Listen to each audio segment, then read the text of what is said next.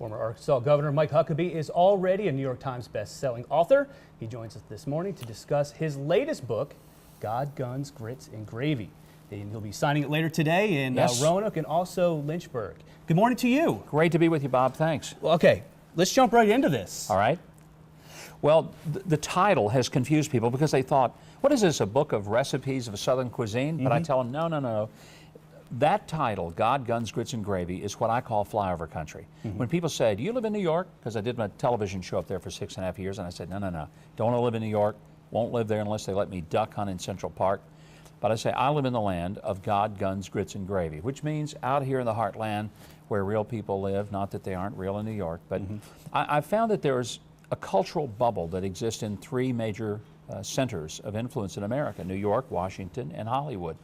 And the culture, which sets the table for America in music, finance, fashion, government and politics, movies, entertainment, all are based or connected to one of those three bubbles. But have you ever noticed that the way the culture is expressed in those bubbles, very different than the life that most people live in the land of God, Guns, Grits, and Gravy? So therefore, that's the title. I think it's a fun book to read. It's not a political book as most people think of it. And it's not safe and sterile and sanitized and carefully consultant-driven. I wrote it without somebody looking over my shoulders and saying, oh, you can't say that. Right. Well, in this book, I did. Right. So, you know, the three metropolitan areas you talked about, New York, Washington, and L.A., you call those Bubbleville. Bubbles. And yeah, everybody Bubbleville. else essentially is in Bubbaville. Bubbaville. You know, people say, you're a redneck. I say, yes, I am, and I'm proud of it.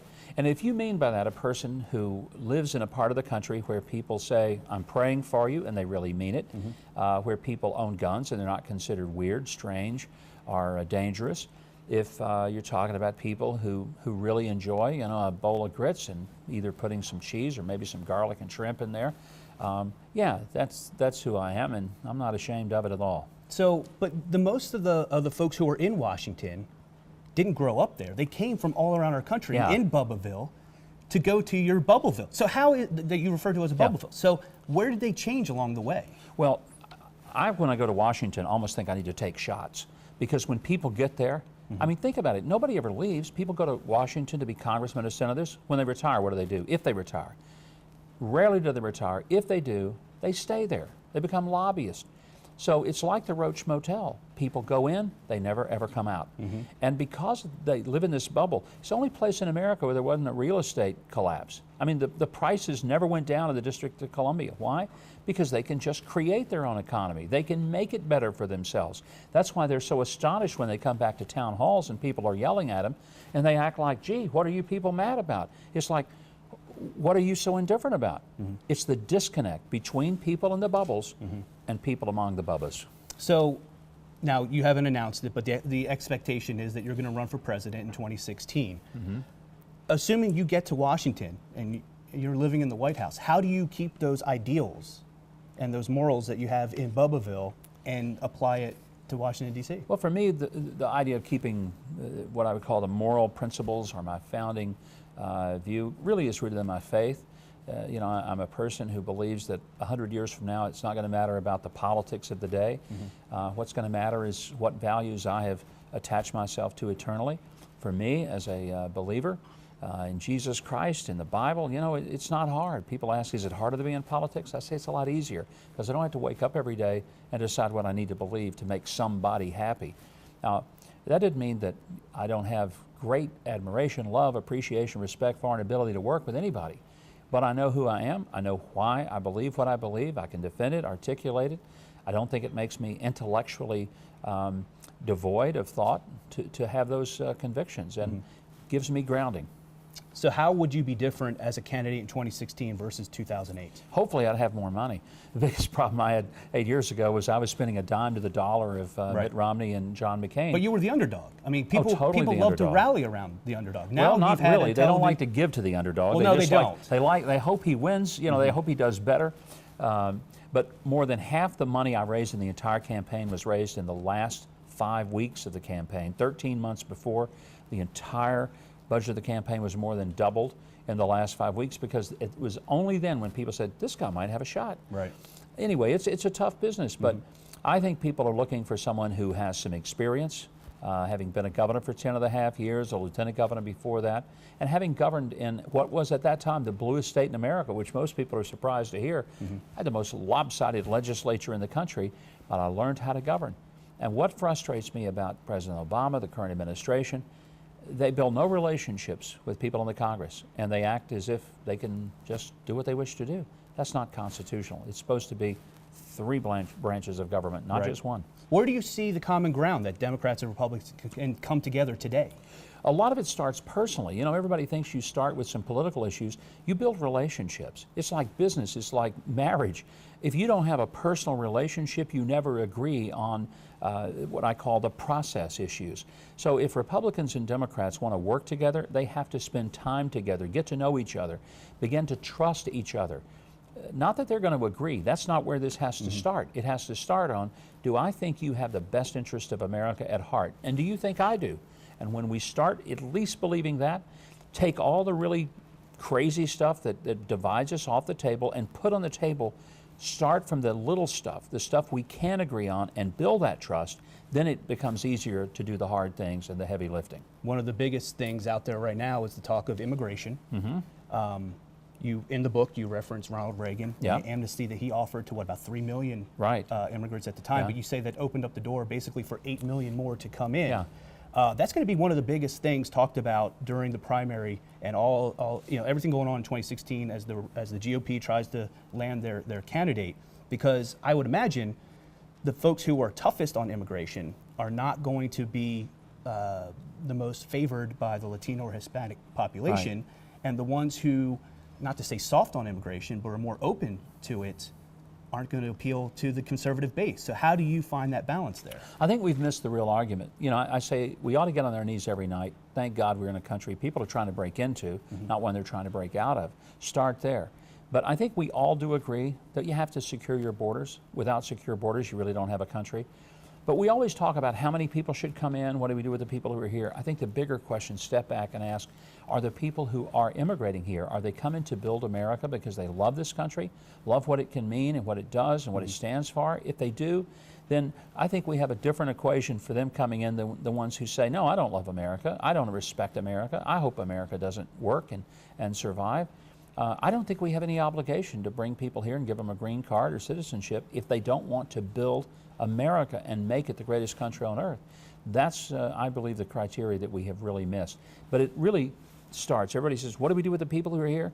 We tell them, hold on until we secure the border, because we're not going to leave it open. If we say we're going to give you amnesty, which I don't agree with, I think amnesty is a terrible idea. There's got to be some price to pay.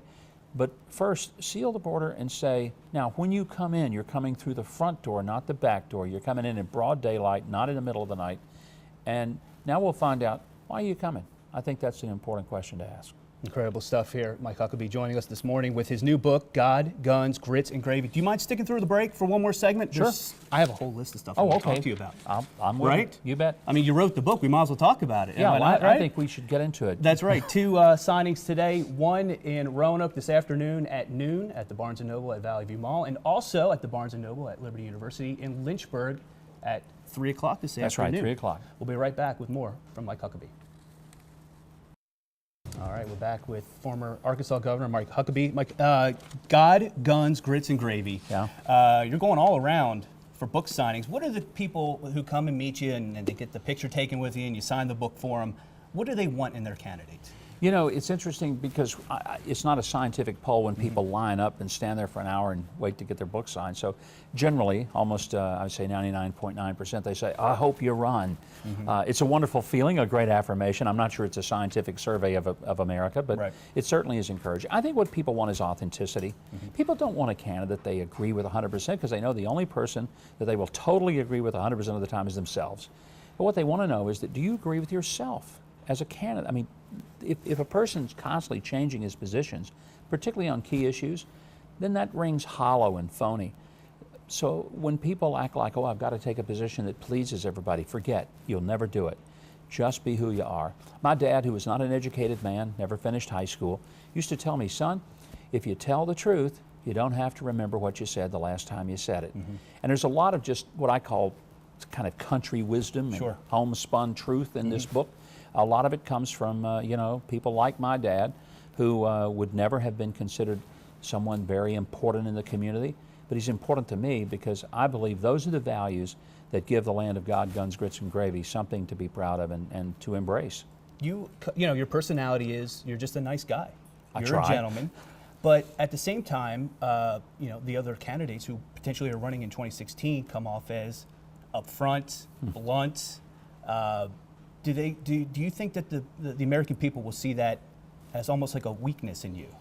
You know, some people have said that, and I think if they ever looked at how I governed in a state that was the bluest in the country, 89 out of 100 in the House were Democrats, 31 out of 35 in the Senate were Democrats. I never got less than 90% of my legislative package passed. You can't do that and be a pushover. So there's a tough side, but I think being firm and being resolute doesn't mean being somehow disingenuous or even being hateful. I think people want to like the people who lead them. They don't want to be led by somebody they don't like. Right. Nobody does. I mean, if you think about this, if you work somewhere and you hate your boss, you don't want to work there very long. You don't even want to sing in a choir for a director who's somehow authoritarian. You want to like the people you work with. It creates an esprit de corps. I talk about Roger Ailes in the book, the head of Fox News Channel, and how he has created that sense of teamwork even within the channel. It drives some of the competition nuts to see how well it does. Part of it is not what goes on the air, Right. It's what happens at the dynamic off air. Build an organization where there's a sense of teamwork, where people feel like they're working toward the same goal, and it's amazing what can happen.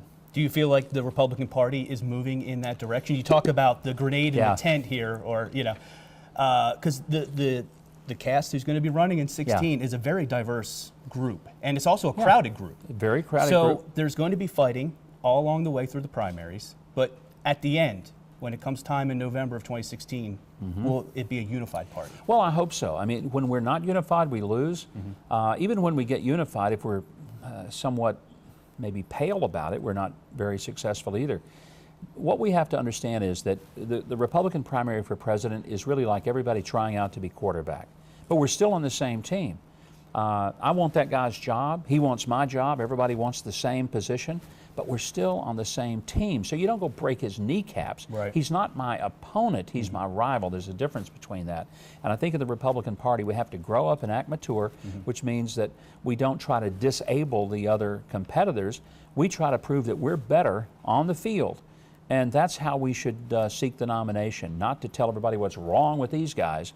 And in fact, I would always say, if the information that you get about me is from the people who would like to be where I want to stand, is terrible information, very unreliable, because these people don't know me and they have a vested interest in tearing me down. So if you're going to find out about a candidate, whether it's me or anybody else, most important thing is disregard what's said about them from the other guys. It's a crowded field. I know you've mentioned that you're not going to make an announcement until later in the spring. Yeah, later. What are some of the factors that are going to go into whether or not you run? Well, I mean, I need to know that there's going to be strong enough financial and political support. Nobody wants to jump off the high dive into a pool where there's no water. It's not a happy ending. And so that's part of what I'll be assessing over the next couple of 3 months.